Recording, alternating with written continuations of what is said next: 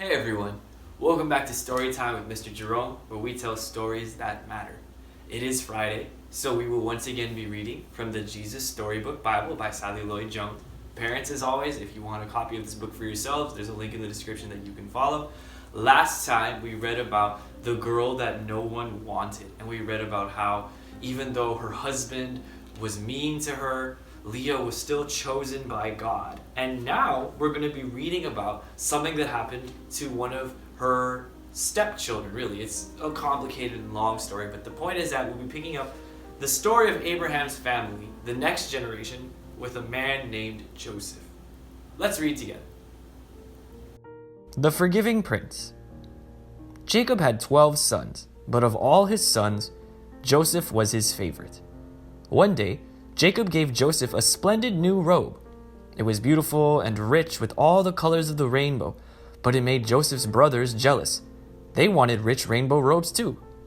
Then, to make matters worse, Joseph kept on having these special dreams. "I dreamed I was the greatest. I was king," Joseph told his brothers, "and you all bowed down to me." Now, I'm sure you know, even if Joseph didn't, that telling your brothers things like that isn't a very good idea. Joseph's brothers hated him even more. They wanted to kill Joseph and his dreams.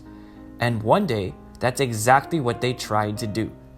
They tore Joseph's rainbow robe off him and sold him to slave traders for 20 pieces of silver. How awful that must have been. Can you imagine your own brothers selling you to be a slave? That's terrible. Your family members are supposed to be people who love you and take care of you. They're never supposed to do bad things to you. And not only did his family members do bad things to him, they tried to sell him as a slave, and they did, for 20 pieces of silver. The traders took Joseph to Egypt and made him into a slave. The brothers went home and lied to their father, telling him that Joseph was dead. That's the end of that dreamer, they thought. But they were wrong. God had a magnificent dream for Joseph's life, and even when it looked like everything had gone wrong, God would use it all to help make the dream come true. God would use everything that was happening to Joseph to do something good.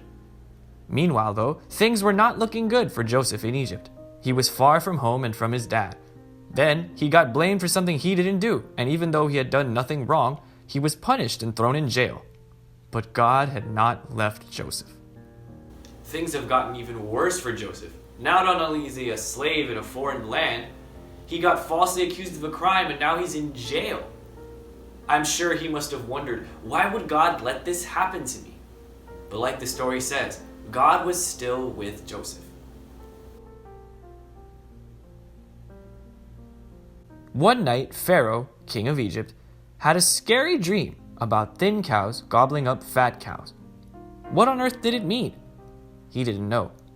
But Joseph was a dream expert, so Pharaoh sent for him. "It means a famine is coming," Joseph explained. "There won't be enough food."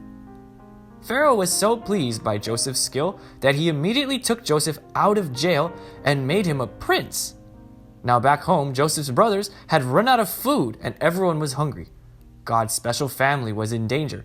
If they didn't get food soon, they would starve to death. So Joseph's brothers traveled to Egypt to buy food. They came and knelt before the new prince. His brothers didn't know that the prince was Joseph, but Joseph knew who they were. Joseph's dream, the one about his brothers bowing down to him, was coming true. "It's me," Joseph cried. When they saw it was Joseph, his brothers were afraid.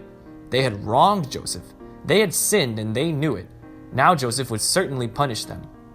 But Joseph looked at his brothers and his eyes filled with tears. Even though his brothers had hurt him and hated him and wanted him dead, in spite of everything, he couldn't stop loving them. His heart, which they had broken, filled up with love, and Joseph forgave them. Joseph threw his arms around them. "Don't be afraid," he said. "Behind what you were doing, underneath everything that was happening, God was doing something good. God was making everything right again." Joseph didn't punish them, he rescued them. He brought God's special family to live safely with him in Egypt. One day, God would send another prince, a young prince whose heart would break. Like Joseph, he would leave his home and his father. His brothers would hate him and want him dead. He would be sold for pieces of silver. He would be punished even though he had done nothing wrong. But God would use everything that happened to this young prince, even the bad things, to do something good. to forgive the sins of the whole world. I know that if I had been Joseph, I would not have been able to forgive my brothers. But Joseph had the love of God in his heart, and he wanted to forgive them, and he did. I hope that we can be like Joseph and forgive people when they do bad things to us. But for now, it's time for our Learning Minute. In this Learning Minute, we're going to learn about the land that Joseph was sent to, Egypt. Egypt is a country far away from here in the continent of Africa. It's a very hot and dry place, and it almost never gets cold and snowy like it does here. Long ago, the Egyptians built many amazing statues, temples, and buildings, and they were so smart they did it all without the fancy machines and technology that we have today. Who knows? Maybe Joseph himself got to see some of these amazing things when he was in Egypt. Here's a question for you to talk about with your parents. What do you think it would be like to live in the time of Joseph? I hope you enjoyed today's Learning Minute. Thank you so much for joining us today here at Storytime with Mr. Jerome. Tune in this coming Monday at 7 p.m. for another story that matters. Don't forget to like and subscribe, and have a great day. Goodbye.